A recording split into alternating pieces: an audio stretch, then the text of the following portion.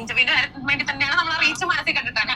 സത്യം പറഞ്ഞു, to be frank പറഞ്ഞു കഴിഞ്ഞാൽ നമ്മൾ കിച്ചു ബിഗ് ബോസിലേക്ക് കയറുകയാണെന്നുണ്ടെങ്കിൽ രേണു സുധി എന്ന് പറയുന്ന ഒരു വ്യക്തി അവിടെ ഒരു കണ്ടന്റ് ആവാൻ സാധിച്ചു. ഇതിന് ശേഷം ഒരു കല്യാണം എന്നുള്ള രീതിയിലേക്കൊക്കെ ചിന്തിക്കാറുണ്ടായിരുന്നു. അത് മുടങ്ങും മീൻസ് മനസ്സോട് തന്നെ മുടക്കും. പിന്നെ ചിന്തിക്കും. പിന്നെ നമ്മളൊക്കെ മനുഷ്യരാണ്. ആരും എന്താ പറയാ, എനിക്ക് നമ്മളൊക്കെ മനുഷ്യരാണ്, പക്ഷെ മനസ്സുകൊണ്ട് ഞാനിത് മുടക്കും. അതെന്തുവാ? ചിലപ്പോഴൊക്കെ ഞാൻ ചിന്തിക്കാറുണ്ടെന്ന്. അപ്പൊ ഏത് സ്റ്റാൻഡിലാണ് നിൽക്കേണ്ടത്? ഏതെങ്കിലും ഒരു സ്റ്റാൻഡിൽ നിൽക്കുക. നിങ്ങൾ ഈ ഒരു നിങ്ങൾ സർവൈവ് ചെയ്ത സമയം മൊത്തവും സൂചിച്ചേട്ടൻ എന്ന് പറഞ്ഞിട്ട് അതിന്റെ ഇടയ്ക്ക് ഏതോ ഒരു മുസ്ലിം യുവാവിന്റെ പേരും കാര്യങ്ങളൊക്കെ കൊണ്ടുവന്നായിരുന്നു. തട്ട വിട്ടൊരു വീഡിയോസൊക്കെ ഇട്ട് അവിടെ ഒരു പ്രണയം ഉണ്ടെന്നും ഉടനെ വിവാഹം കഴിക്കുമെന്നും ഈ പറയുന്ന കമന്റ് ബോക്സിനകത്ത് അവർക്ക് റിപ്ലൈ ഒക്കെ കൊടുത്തു. അതൊക്കെ റീച്ചിന് വേണ്ടി ചെയ്തായിരുന്നു. 2 വർഷം സമയം കൊടുത്തിരിക്കുകയാണെന്നും എന്നിട്ട് സൂചിച്ചേട്ടനെ ഞാൻ മറക്കത്തില്ലെന്നും. പക്ഷെ എവിടേക്കോ എന്റെ മനസ്സുകൾ പാളിപ്പോയിട്ടുണ്ടെന്നും ഇതിനകത്ത് എവിടെ ആത്മാർത്ഥത ഇരിക്കുന്നത് ഒന്ന് പറയാമോ? നിങ്ങൾ റീച്ചിന് വേണ്ടിയിട്ടാണ് എന്തെങ്കിലും കാണിക്കുമ്പോഴത്തേന് ഈ മരിച്ചു പോയ ആളെയും കൂടെ വലിച്ചു കയറ്റി ഇതിനകത്ത് കൊണ്ടുവന്ന് റീച്ച് ക്രിയേറ്റ് ചെയ്യാനായിട്ട് ശ്രമിക്കരുത്. സുധിച്ചേട്ടനെ ഓർത്ത് വെള്ളയും ധരിച്ച് പാടിക്കൊണ്ട് നടക്കണം പറയുന്നില്ല. ഇത് നമ്മുടെ നാട്ടിൽ സ്വാഭാവികമായി നടക്കുന്ന ഒരു കാര്യമാണ്. ഈ ഒരു ലൈഫിൽ നിന്ന് മൂവ് ഓൺ ആവുമ്പോഴത്തേക്കിന് മറ്റേ ലൈഫിൽ ആളെ വീണ്ടും ഇതിനകത്തേക്ക് ഡ്രാഗ് ചെയ്തിട്ട് അതായത് ഈ മരിച്ച ആളെ റീച്ച് പക്ഷേ സുധിച്ചേട്ടന് അത് വിട്ടുകൊടുക്കാൻ പറ്റില്ല. കാരണം എന്താ, സുധിച്ചേട്ടനാണ് റീച്ച്. ഈ കൊല്ലം സുധി എന്ന് പറയുന്ന പേരിന്റെ സുധിയാണ് ഈ രേണു സുധിയുടെ ബാക്കിൽ കിടക്കുന്നുണ്ട്. ഇത് കിടന്ന് ഇത്രയും ഓടിക്കൊണ്ടിരിക്കുന്നത്. ഈ പേരങ്ങോട്ട് മാറിയിട്ട് അവിടെ സുഭാഷ് എന്നോ ഗോപാലെന്നോ ആരെങ്കിലും വന്നു കഴിഞ്ഞാൽ പിന്നെ ഒന്നും ചെയ്യാൻ പറ്റത്തില്ല, തീരും അവിടെ. പിന്നെ രേണു മാത്രമാണ് കഴിഞ്ഞാലും പറയും ഉണ്ട്. പക്ഷെ ഓർമ്മയ്ക്ക് വേണ്ടിയിട്ട് സുഭാഷ് ചേട്ടൻ പറഞ്ഞ് സുധിച്ചേട്ടന്റെ പേര് അതിനകത്ത് വെച്ചോ എന്ന് പറഞ്ഞത്. അത് എന്തുവാന്ന് ദൈവത്തിന് സുധീന്ന് തന്നെ പേരുള്ള യുവാവിനെ കണ്ടെത്തി കണ്ടുപിടിക്കുന്ന യുവാവിനെ ഗസറ്റിൽ അപ്ലൈ ചെയ്ത് സുധീ ആക്കണം. ഓപ്ഷൻസ് ഒരുപാടുണ്ട് നമ്മുടെ നാട്ടിൽ, അതുകൊണ്ട് വിഷയമില്ല കേട്ടോ. അപ്പം ആ 2 രീതിയിൽ നിൽക്കല്ലേ. എന്തായാലും അവസാന ഭാഗമായിട്ട് രേണുവിന്റെ ഒരു ഇന്റർവ്യൂ കഴിഞ്ഞ ചാനലുകളിൽ വന്നോണ്ടിരുന്നല്ലോ, അതിനെ വന്നിട്ടുണ്ട്. ഇപ്പം ഇത് റീച്ചിന് വേണ്ടിയാണോ ചെയ്യുന്നതെന്ന് എനിക്ക് അറിയത്തില്ല. പക്ഷെ ഇവര് തന്നെ പറയുന്നുണ്ട് ഏത് രീതിയിലാണെന്നുള്ളത്.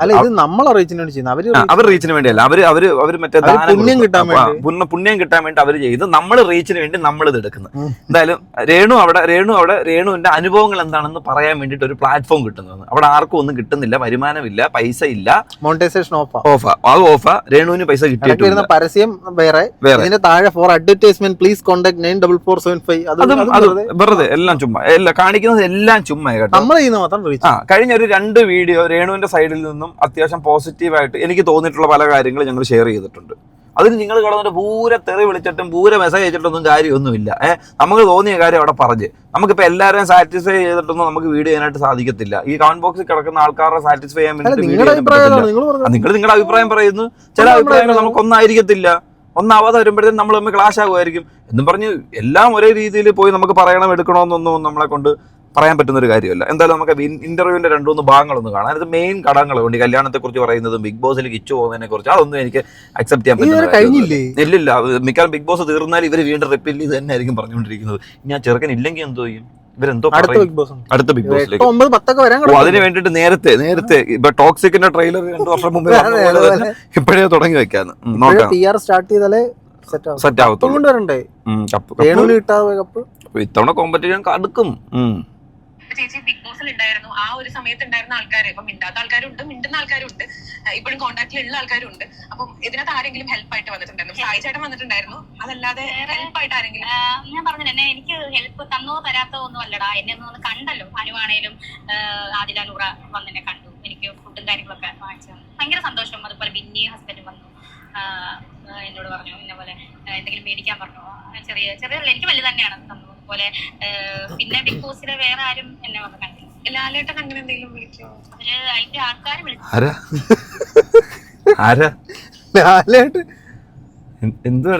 ചോദ്യം തന്നെ നമുക്കൊന്ന് എന്ത് പറയുന്നേ നോക്കാം.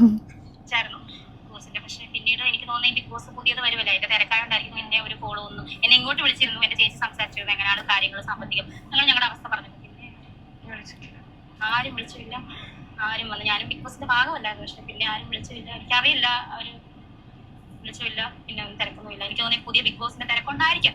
ഇനിയിപ്പോ അങ്ങനെ വിശ്വസിക്കാം. ലാലേട്ടൻ കൈ പിടിച്ചിറക്കാനേ ലാലേട്ടൻ അല്ല പിന്നെ അതുപോലൊരു ഭാഗ്യം വേറൊരു കോണ്ടസ്റ്റന്റിന് കിട്ടിയിട്ടില്ല.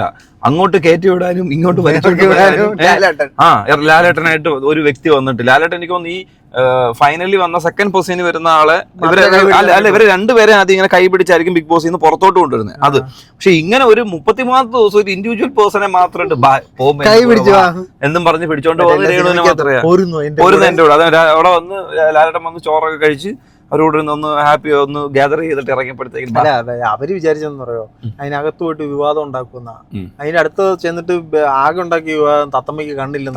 തത്തമ്മയ്ക്ക് കണ്ണില്ല, എന്റെ ഋതപ്പ, എന്റെ കിച്ചൂട്ട. ഈ കിച്ചൂട്ട എന്ന് പറഞ്ഞ് വിളിച്ചതിനെ കുറിച്ചാണ് ഇപ്പൊ ഈ കിടന്ന് പറഞ്ഞുകൊണ്ടിരിക്കുന്നത്. ബിഗ് ബോസ് കണ്ടവരും ഇവരെ സപ്പോർട്ട് ചെയ്തവരും അമ്മപ്പാസം എന്നൊക്കെ പറഞ്ഞവർ ഇപ്പൊ എവിടെ പോയി എനിക്ക് മനസ്സിലാവുന്നില്ല. ഏതൊക്കെ രീതിയിലാണ് ഇവര് കഥ വർക്കൗട്ട് ചെയ്യുന്നത്. അല്ല ഇവര് തന്നെ ഇപ്പം ബിഗ് ബോസിന് ആൾക്കാരെ പറഞ്ഞില്ല ഇത് ബിഗ് ബോസിന് പുതിയത് ബിഗ് ബോസ് വന്നതുകൊണ്ടായിരിക്കും ആരും തിരിഞ്ഞു നോക്കുന്നത്. പക്ഷെ ഞാനും ബിഗ് ബോസിന്റെ ഭാഗമല്ലായിരുന്നോ, എന്നെ നോക്കണ്ടായിരുന്നു, പറയണ്ടായിരുന്നു. എനിക്ക് തോന്നുന്നു ബിഗ് ബോസിൽ നിന്ന് ഇറങ്ങിയാലും ഒരു വർഷം ഇവരുടെ കരാറുണ്ട്. ബിഗ് ബോസിനെ കുറിച്ച് ഒരു കാര്യങ്ങളും പറയരുതെന്ന് പറഞ്ഞൊരു കരാറുണ്ട് ഇവർക്ക്. മൂൺലൈറ്റ് മീഡിയ ആയിട്ടും കണ്ട് അത് ബിഗ് ബോസുമായിട്ടും ഉണ്ട്. ആ സാധനത്തിനൊക്കെ എഫക്റ്റ് ആകുമെന്ന് തോന്നുന്നു. അതുകൊണ്ട് നോക്കിയും കണ്ടുമൊക്കെ സംസാരിക്കും. അടുത്തത് ചേട്ടന്റെ കൂടെ ആക്സിഡന്റിൽ പെട്ടിട്ടുള്ള ഒരാളായിരുന്നു ബിനു അടിമാലി. ബിനു ചേട്ടനൊക്കെ പിന്നീട് കാണാൻ വന്നിട്ടുണ്ടായിരുന്നു? അല്ലെങ്കിൽ അവരാരും കാണാൻ വന്നിട്ടില്ലായിരുന്നു. വിളിച്ചിരുന്നു വൈഫ്, ബിനു ചേട്ടൻ വരാൻ. ഞാൻ പറഞ്ഞില്ലേ തുടക്ക സമയത്ത് എല്ലാരും വരാൻ പക്ഷെ ആരും കണ്ടു. എന്തുകൊണ്ട് വന്നു കഴിഞ്ഞാൽ വെറുപ്പിച്ചു വിടും അവരെല്ലാം, മെജോറിറ്റി ആളുകളെ. ഇപ്പൊ മറ്റേ ലക്ഷ്മി നക്ഷത്ര എന്താണ് അവസ്ഥ? അയ്യോ സത്യം പറഞ്ഞാൽ അവരെല്ലാരും ഇതിന് പുറകെ നടന്നൊരു വ്യക്തി. ഇതിനെ തിരികൊളുത്തി വിട്ടതവരാ. അവരില്ലായിരുന്നെങ്കിൽ രേണു എന്നൊരാള് പുറത്തു വരാനുള്ള സാധ്യത വീണ്ടും കൂടിയനെ. തന്നെ രേണു സ്പ്രേ അവിടെ നിന്നും തുടങ്ങിയതാണ് ഈ ഒരു പരിപാടി. അതിന്റെ ഒരു ആദ്യ സ്റ്റെപ്പ് എന്ന രീതിയിൽ ലക്ഷ്മി നക്ഷത്ര അത് ലക്ഷ്മിയുടെ റീച്ചിന് വേണ്ടിയിട്ട് എടുത്തിട്ടുള്ള സാധനം തന്നെയായിരുന്നു. വ്യക്തമായിട്ട് ആ സ്പ്രേയും അതുണ്ടാക്കുന്ന രീതിയും അവിടുന്ന് കൊണ്ടുവന്നതും കൊണ്ടു തന്നതും നല്ല റീച്ചുള്ള സാധനമായിരുന്നു സൂചിച്ചേട്ടൻ്റെ ഇതോട് ബന്ധപ്പെട്ടിട്ട്. അപ്പം ഇപ്പം ഈ ഞാൻ പറഞ്ഞ ആൾക്കാർ കാണാൻ വന്നിട്ടില്ല എന്ന് പറയുന്നതായിട്ടൊരു ഈ ഒരു അവസ്ഥ നിങ്ങൾ കുറ്റമായിട്ട് പറയേണ്ട ആവശ്യമില്ല. വരാൻ ആഗ്രഹമുള്ളവർക്ക് വരാം. ബേസിക്കലി വരാതിരിക്കുക, നിങ്ങൾ ഇൻഫെക്റ്റഡ് ആവില്ല, ഇവർക്ക് ഇൻഫെക്ഷൻ ഉണ്ടാവും. ഇത് മറ്റേ കാഴ്ച ബംഗ്ലാവല്ലല്ലോ എല്ലാരും വന്ന് കണ്ടിട്ട് പോകാനായിട്ട്. ഒരു രോഗിയല്ലേ, അപ്പൊ അതിൻ്റെതായ പാലിക്കേണ്ട കുറെ കാര്യങ്ങളുണ്ടല്ലോ. അത് ഇത്രയും ഈ ഒരു സ്റ്റേജിൽ ഈ കയ്യിൽ പിക്ലൈനൊക്കെ ഇട്ടിരിക്കുന്ന ഒരു സമയത്ത് നിങ്ങൾ ഇൻഫെക്റ്റഡ് ആവാതിരിക്കാനും നിങ്ങളുടെ അടുത്തേക്ക് മറ്റുള്ള ആൾക്കാർ അവർക്ക് താല്പര്യമില്ല. അതാണ് യാഥാർത്ഥ്യം. സത്യം നമ്മളങ്ങനെ പറയരുതല്ലോ. വരരുത്, വരാതെ അവർക്ക് ഇൻഫെക്റ്റഡ് ആവും. അപ്പൊ അതൊക്കെ നോക്കിയിട്ട് വരാതിരുന്നിട്ട് ഈ ഒരു രോഗം തീർന്നതിന് ശേഷം അതിനൊരു നല്ല നിലപാടെടുക്കുന്നതായിരിക്കും നല്ലത്. പായുന്നത് പോലെ രേണു പതിഞ്ഞിരിക്കണം. എന്നിട്ട് യവന്മാരെയൊക്കെ തക്കം കിട്ടുമ്പോ തൂക്കി അടിക്കണം. ശീലം തന്നെ അടിക്കും. രേണു തിരിച്ചു വരും, എന്തായാലും തിരിച്ചു വരും. തിരിച്ചു വന്നതിന് ശേഷം നമുക്ക് കോൺഫിഡൻസ് അതുണ്ട്. അതൊക്കെ തിരിച്ചു വരും കേട്ടോ, കൺഫേം ആയിട്ട് തിരിച്ചു വരും. തിരിച്ചു വരികയും ചെയ്യും. ഈ പറഞ്ഞതിനും അടിച്ചതിനും കാണാൻ വരാത്തവരെല്ലാം തിരിച്ചടി വീണ്ടും തുടങ്ങും. ഇനി വരട്ടെ, അടിക്കും.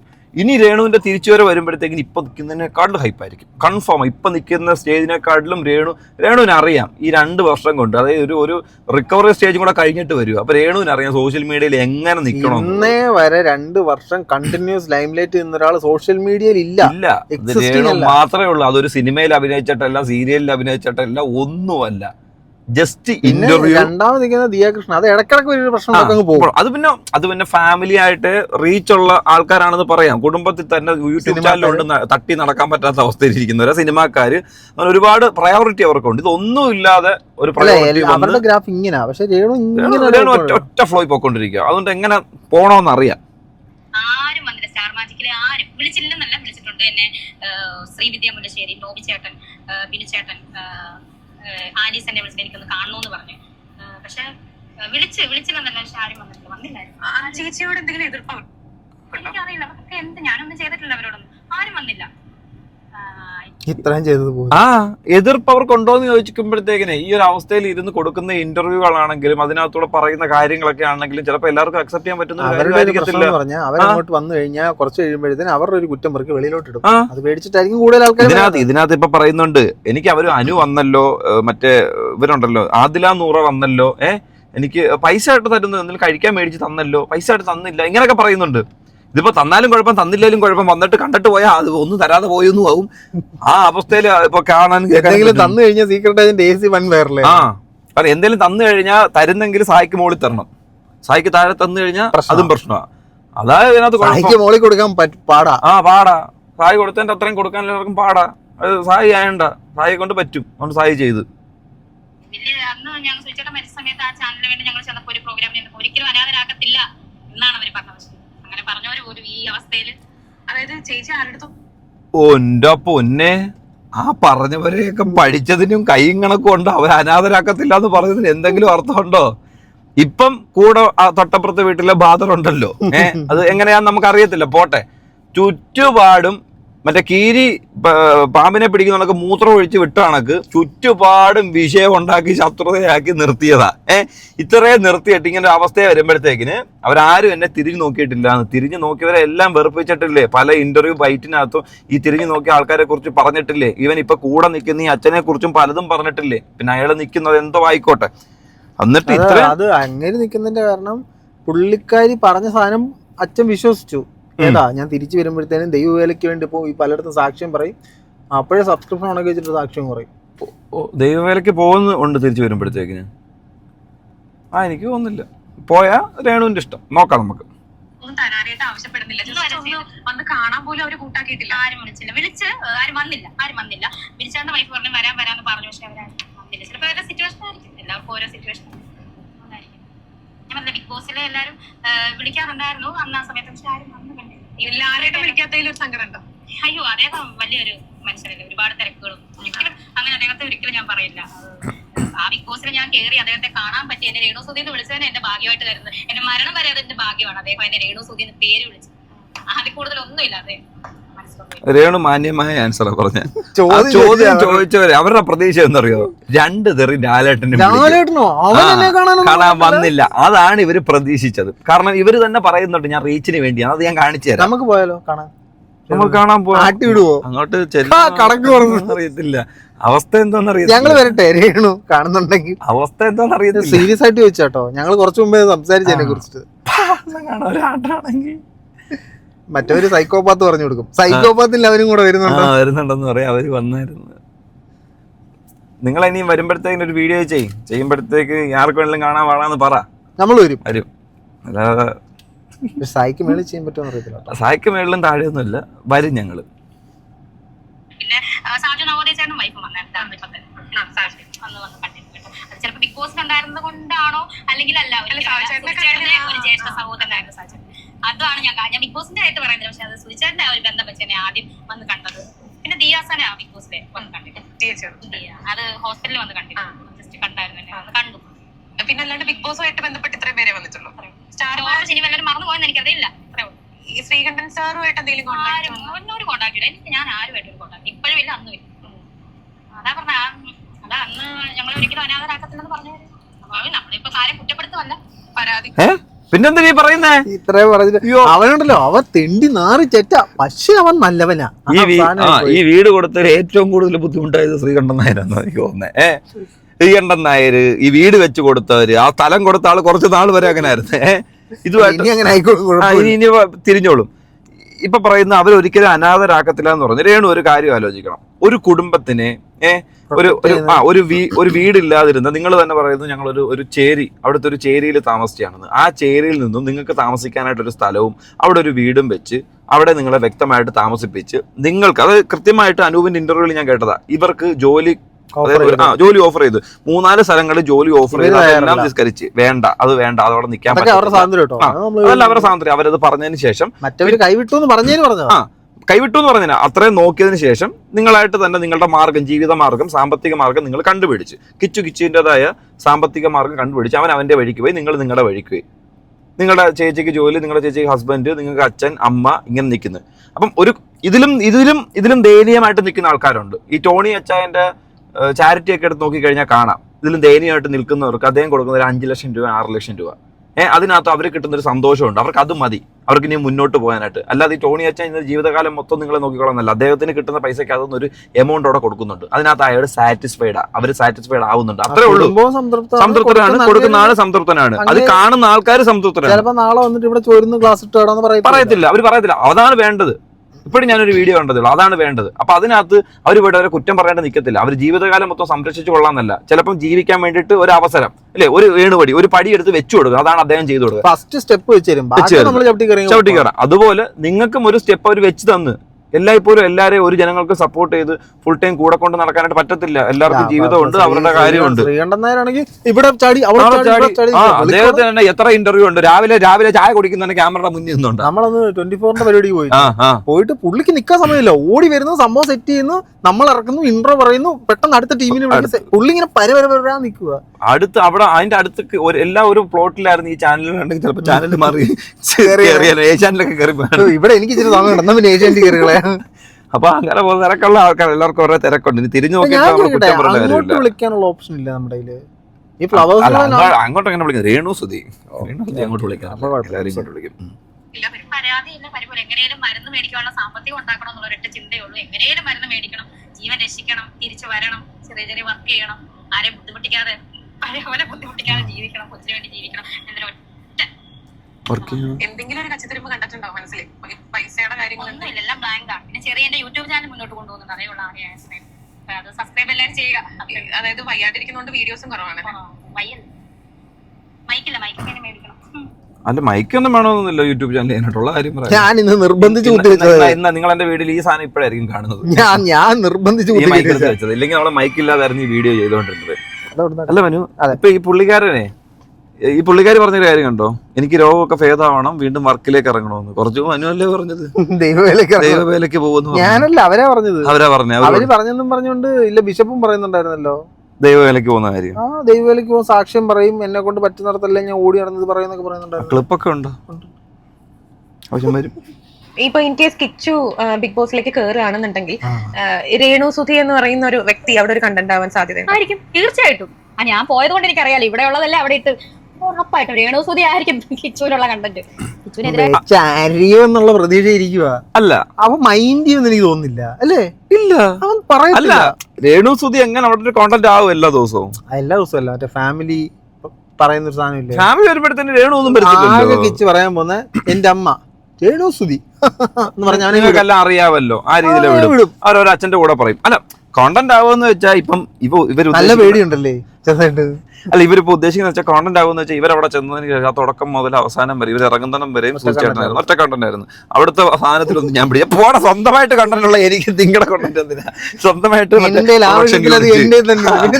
അതാ, നായിക, സംവിധായകന്, പ്രൊഡ്യൂസർ, പ്രൊഡക്ഷൻ യൂണിറ്റ് എല്ലാം സ്വന്തമായിട്ടുള്ള ഫലത്തിന് വേറെ ആകെ അവിടെ നിന്ന് എടുത്തത് തത്തമ്മയാ. അതിന് കണ്ണില്ലാത്തോണ്ട് അത് എടുത്ത്, കണ്ണുണ്ടായിരുന്നു അത് എടുത്തില്ല. അത് നൈസ് സാധനമായിരുന്നല്ലേ. ഇതിന് കണ്ണും ഇല്ലേ? എതിരായിട്ട് ഒരുപാട് പേര് മീൻസ് എല്ലാവരും അങ്ങോട്ടും ഇങ്ങോട്ടും എതിരാണല്ലോ. ഗെയിം എന്ന് പറഞ്ഞാൽ എതിരെന്ന് പറഞ്ഞാൽ അതാ ഉദ്ദേശിച്ചത്. ഗെയിം എല്ലാരും അവിടെ പോകുന്ന എന്തിനാണ്? വിൻ ചെയ്യണമെന്നുള്ള ആഗ്രഹമുണ്ട്. അപ്പം ഗെയിമിന് വേണ്ടിയിട്ട് അവരോട് ചിലപ്പോൾ കിച്ചുവിനോടുള്ള ഒരു കണ്ടന്റ് ആയിരിക്കും രേണു സുധി എന്ന് പറയുന്നത് വളർത്തമ്മ. അവിടെ ഒരു വിക്ടിം കാർഡ് വരാൻ ചാൻസ് ഉണ്ട്. വിക്ടിം കാർഡ് ഒരു എന്താ ഒരു ഇരയാക്കപ്പെടുക ഉറപ്പല്ലേ ബിഗ് ബോസ്? അത് കിച്ചു ഉണ്ടോ ഇല്ലയോ നമുക്കറിയത്തില്ല. അതൊക്കെ സന്തോഷം. പ്രഡിക്ഷൻ ലിസ്റ്റിൽ വരുന്നുണ്ട്. അതുണ്ട്, തീർച്ചയായിട്ടും ഉണ്ടല്ലോ, തീർച്ചയായിട്ടും ഉണ്ട്. സന്തോഷം കൺഫേം. കിച്ചു ബിഗ് ബോസിനകത്തുണ്ട്. നമ്മളുടെ പ്രഡിക്ഷൻ ലിസ്റ്റിൽ ഒന്നാമതാണ് കിച്ചു കൺഫേമും. പിന്നെ ആൾക്കാരൊക്കെ ഉണ്ടെന്ന് നമ്മൾ അറിയുന്നുണ്ട് കേട്ടോ. അത്യാവശ്യം ഇത്തവണ ഇച്ചിരി കടുക്കും. നമ്മളിവിടെ കിച്ചു അതിനകത്ത് പോയി രേണു സുധിയെ കണ്ടന്റ് ആക്കി. രേണു സുധി ഇപ്പുറത്തിരുന്ന് എന്ത് ചെയ്യും? അതിന് റിയാക്ട് തൂക്കി അടിക്കും, എന്തെങ്കിലും ചെയ്യാൻ പറ്റും, റിയാക്ട് ചെയ്യും. ഇത് ഇപ്പൊ നിങ്ങള് ഇത് ഇത്ര ഉള്ളു. അത് സത്യം പറഞ്ഞ കിച്ചു അവിടെ പോയി കഴിഞ്ഞാൽ രേണുവിനാണ് പറയണം. രേണുവിന് അത് ആവശ്യമാണ്, രേണു അത് ആഗ്രഹിക്കുന്നുണ്ട്. ആ ഒരു സാധനത്തിന് ഓപ്പോസിറ്റ്, അതിന് ഓപ്പോസിറ്റ് എന്തൊക്കെയാണ് ഇവിടെ നടന്നിട്ടുള്ളത് അടിച്ചു കൊടുക്കണം. രേണു മറ്റേ വല വീശി എറിഞ്ഞിട്ടായിരിക്കും കാശ് വരുന്നത്. കൺഫേം. ഇപ്പൊ തുടങ്ങിയ ചാനലില് ആ ചാനലിൽ റീച്ചിലേക്ക് എത്തിക്കാൻ, റീച്ചിലാണ് ഓൾറെഡി.